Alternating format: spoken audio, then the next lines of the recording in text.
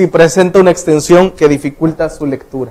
Pero la norma compleja no solo debe de ser mencionada, sino debe de ir transcrita en el acto. La motivación, la garantía de motivación, las razones, motivos o circunstancias que tiene la autoridad o que llevaron a la autoridad a realizar determinado acto. Muy sencillo, los motivos que tuvo la autoridad para hacer algo, ¿sí? Debe de haber adecuación entre los motivos y las normas aplicables. En el caso que les pregunté, que les dije de prima de riesgo, perdón, alegué también que había una indebida motivación. ¿Por qué había indebida motivación?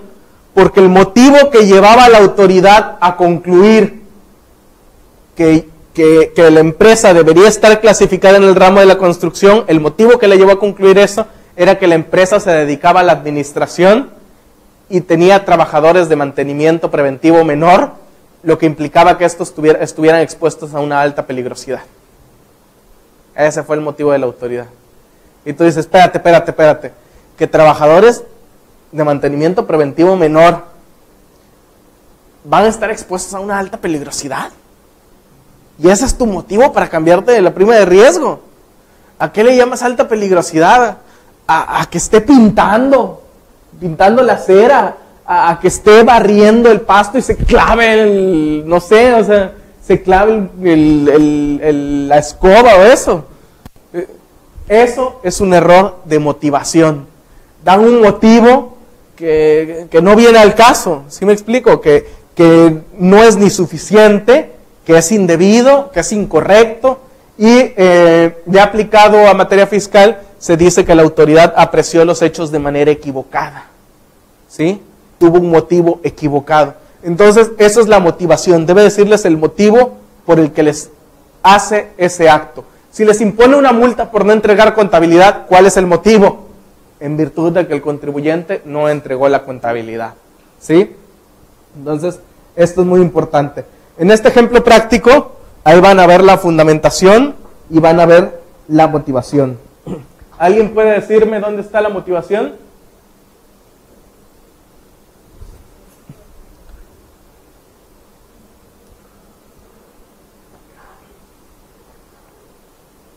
En virtud de que la documentación requerida no fue proporcionada. En efecto. ¿Y la fundamentación? Artículo 86, primer párrafo, fracción primera. Exactamente. Ahí está. Así es. La motivación en virtud de que la documentación requerida no fue proporcionada y los fundamentos son los artículos. Les comento esto porque todos los de la autoridad deben de decir el motivo que llevaron a la autoridad a imponer, a hacer ese acto. Un crédito fiscal generalmente te va a dar como motivo que en virtud de la auditoría que se realizó se determinó que existen contribuciones omitidas, ¿sí? Pueden existir 3 vicios o 3 violaciones a esta garantía, que son los llamados indebida, la llamada falta y la llamada insuficiente, de fundamentación y motivación, ambos. En la fundamentación puede haber falta, que es ausencia total, puede haber indebida, que sí te cita en la norma legal, pero no es aplicable al caso. En este caso que les decía, rectificación de prima, yo alegué indebida, porque me cita un precepto legal que no es aplicable al caso. En insuficiente, que olvidan citar de manera exacta o precisa un fundamento. En el caso que les decía del 1,5 millones, donde me ponen artículo 17, fracción tal, y no ponen la fracción 17, yo alegué insuficiente fundamentación, porque sí pusieron los fundamentos, pero estos no fueron lo suficientes. En motivación, la falta es la ausencia total de motivos, la indebida es que sí se exponen los motivos, pero estos o no corresponden al asunto o no hay relación entre los motivos y la norma que invocan como fundamento. Y el tercero es la insuficiente, que sí citan las razones, pero estas no son suficientes. Esta se las expongo porque son como están categorizadas las violaciones en materia de fundamentación y motivación. Ojo, hay muchos a los que les gusta alegar la falta de fundamentación y motivación, no aleguen nunca la falta, es mejor alegar la indebida o la insuficiente. Ya en la práctica la falta lo que generalmente les trae es una reposición del acto, que vuelvan a emitir el acto, esta vez ya fundado y motivado. En cambio la indebida y la insuficiente traen como consecuencia la nulidad absoluta del acto, ¿sí? Generalmente. Entonces, es más recomendable alegar indebida e insuficiente. Es un poco ilógico, ¿no? Digo, es un poco ilógico porque ¿cómo puede ser que la falta traiga un efecto menos favorable que la indebida y que la suficiente? Pero la razón que dan los magistrados es interesante. Dicen que en la falta nunca se te afectó porque la autoridad nunca intentó hacer algo. En cambio, en la indebida e insuficiente sí lo hizo, pero lo hizo mal. Y como sí lo hizo, no podemos dar la oportunidad de que lo vuelva a hacer. Por eso nulificamos el acto. En la falta, como no lo hizo, pues no lo ha hecho, entonces vamos a dar la oportunidad de que lo haga. Prácticamente, en resumen, ese es el razonamiento. Es un poco burdo, pero así está. Este me gusta, inviolabilidad del domicilio. Nuestras garantías y derechos forman lo que le llamamos esfera jurídica. A mí me gusta definir la esfera jurídica con ese principio de inviolabilidad del domicilio. Hagan de cuenta que nuestra esfera jurídica como contribuyentes, nuestros derechos, nuestras posesiones, nuestros bienes, son este salón, esta aula Nafinet. Y nadie puede entrar aquí. Este es nuestro espacio protegido. Nadie puede cruzar esa puerta y molestarnos sin nuestro consentimiento. ¿Quién sí puede hacerlo? La autoridad del SA o cualquier autoridad. Tiene que cumplir unos requisitos, pero la primicia es: mi domicilio es inviolable. En teoría, nadie puede entrar a mi domicilio si yo no le doy permiso, porque tengo esta garantía de inviolabilidad del domicilio, porque el 16 dice: nadie puede ser molestado en su domicilio, sino en virtud de mandamiento escrito. Entonces, de entrada, tenemos la garantía de inviolabilidad del domicilio. Esto es muy importante, por ejemplo, en materia de visitas domiciliarias, porque la visita domiciliaria es un punto muy fino. ¿Por qué es un punto muy fino? Porque es una excepción a la regla, ¿sí? La regla es que mi domicilio es inviolable. La excepción es que pueden hacerme visitas a mi domicilio. ¿Qué quiere decir? Que en una visita domiciliaria el SAT tiene que ir con mucho cuidado, porque cualquier errorcito que haga está transgrediendo la garantía de inviolabilidad del domicilio, ¿sí? Entonces tiene que tener mucho cuidado. Excepciones: la orden de cateo, que además debe cumplir con requisitos de expresar el lugar, la persona o personas a quien va a detenerse, los objetos que se buscan, y se va a levantar un acta circunstanciada. Es una de las excepciones. La otra excepción equiparable a la orden de cateo: las visitas domiciliarias. Te dictan una orden de visita, se llama en esta materia, en materia fiscal le llamamos orden de visita, que es equiparable a una orden de cateo, que es precisamente para entrar a tu domicilio. Es la otra excepción, la visita domiciliaria. El mismo 16 dice que las autoridades podrán practicar visitas domiciliarias y exigir la exhibición de los papeles indispensables para comprobar que se han acatado las disposiciones fiscales. Otra garantía: la inviolabilidad de la correspondencia. Dice el 16 que la correspondencia que bajo cubierta circule por las estafetas estará libre de todo registro y su violación será penada por la ley. ¿Por qué le cité este? Dice uno: bueno, ¿y qué tiene que ver la inviolabilidad de la correspondencia en materia fiscal? Fíjense que hay que ser creativos. A lo mejor cuando ustedes tengan un caso, un asunto fiscal, a lo mejor contratan un abogado fiscalista, pero ustedes también pueden darle agravios y a ustedes también se les puede ocurrir.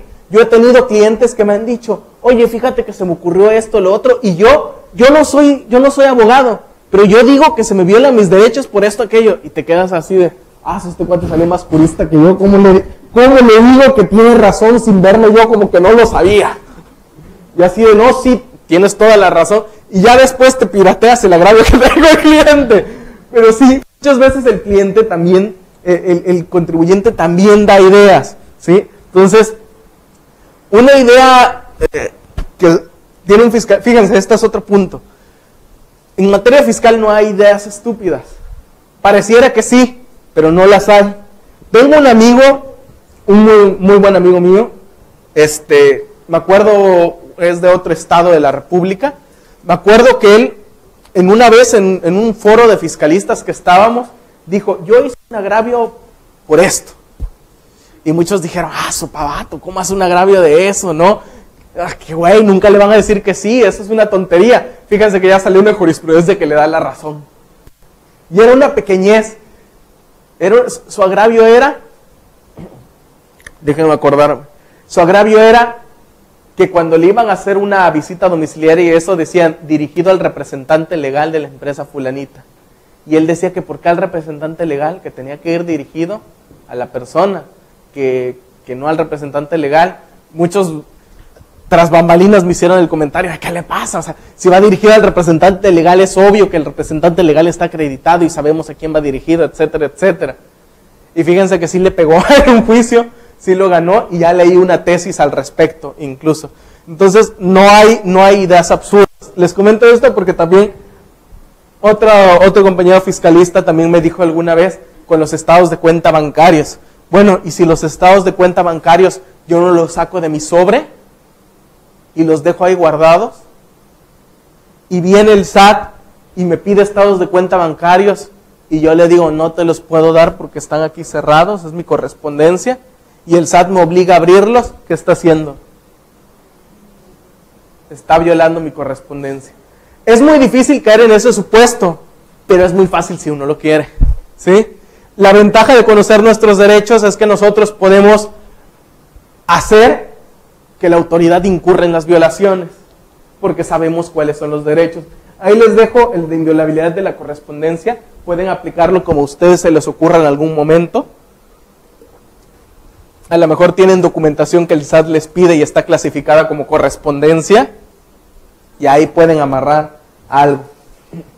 La garantía del debido proceso, esa está muy bonita también. Se define como conjunto de condiciones y requisitos de carácter jurídico y procesal que son necesarios para poder afectar legalmente a los contribuyentes afectados. Tenemos aquí una jurisprudencia que nos habla del debido proceso. Dice que implica que los procedimientos jurisdiccionales seguidos ante las autoridades respectivas se tramiten conforme a las disposiciones procesales exactamente aplicables al caso.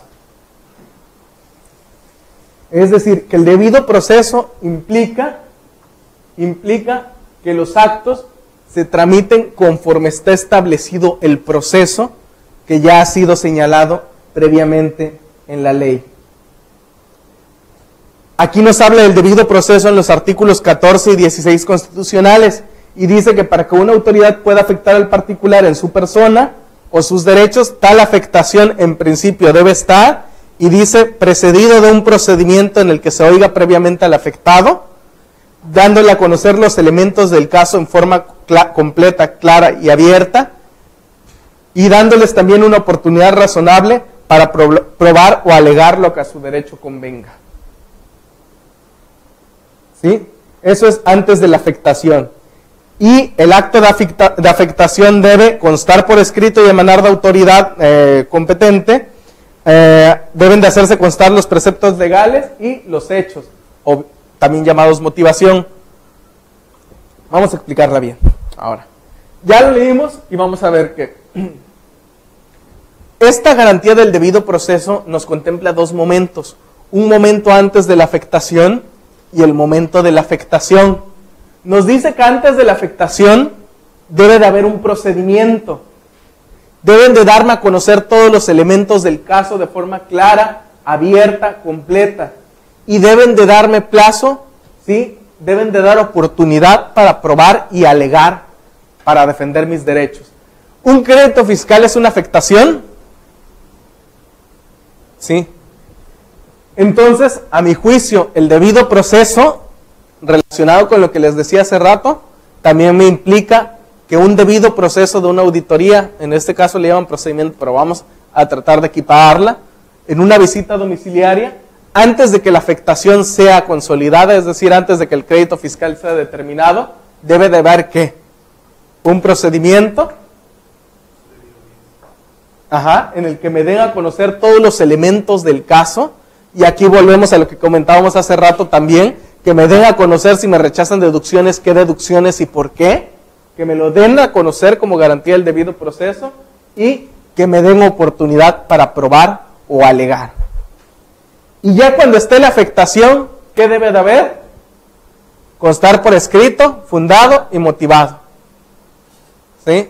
Entonces, separa dos momentos. A mi juicio, es garantía del debido proceso también es aplicable a lo que sería la materia fiscal y en el caso, me atrevería a decir, que hasta de las visitas. Puede extenderse a sectores como exigencia de un proceso previo en el que se cumplen las formalidades, prohibición de tribunales especiales o leyes privativas, restricción de la jurisdicción militar, garantía de audiencia y fundamentación y motivación. Puede verse desde esos ángulos.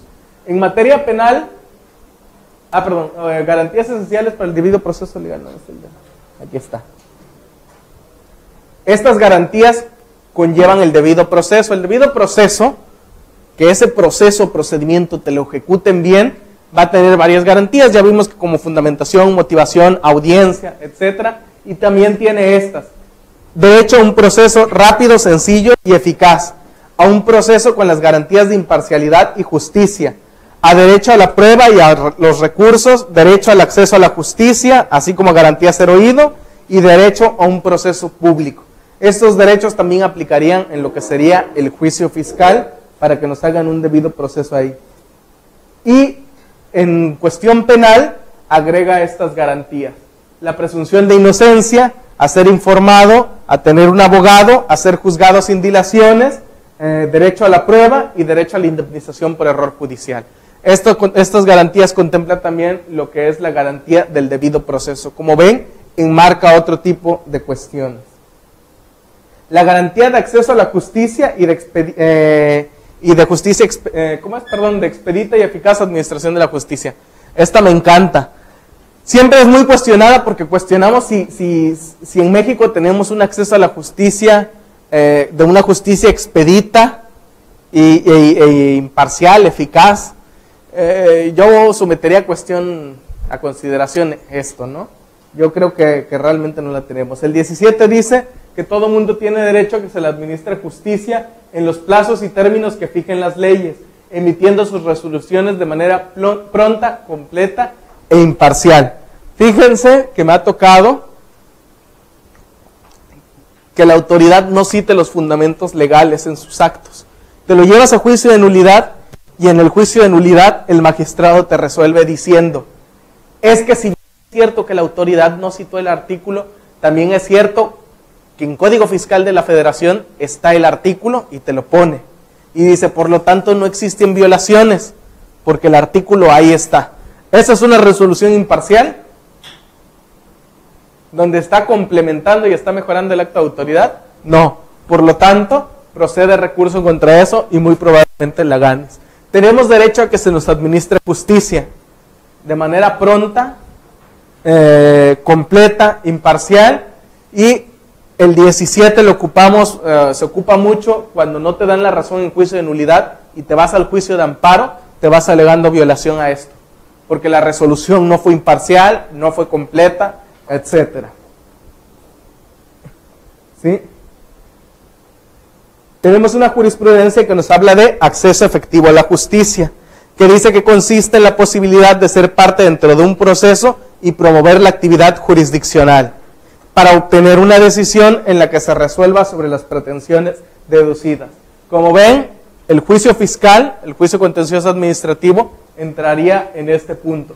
Tenemos acceso a la justicia, a ser oídos en ese proceso, a que se lleve a cabo de acuerdo a nuestras pretensiones y que se deduzca una determinación.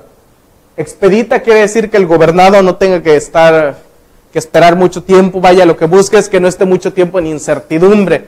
La realidad es que nuestros clientes viven en incertidumbre. La verdad yo les digo que ni se preocupen, que nosotros hacemos el juicio y que ellos estén tranquilos. Pero la realidad es que demora mucho tiempo en incertidumbre, aunque se supone que no debería ser así. Y las resoluciones que vayan de manera pronta, completa e imparcial. El artículo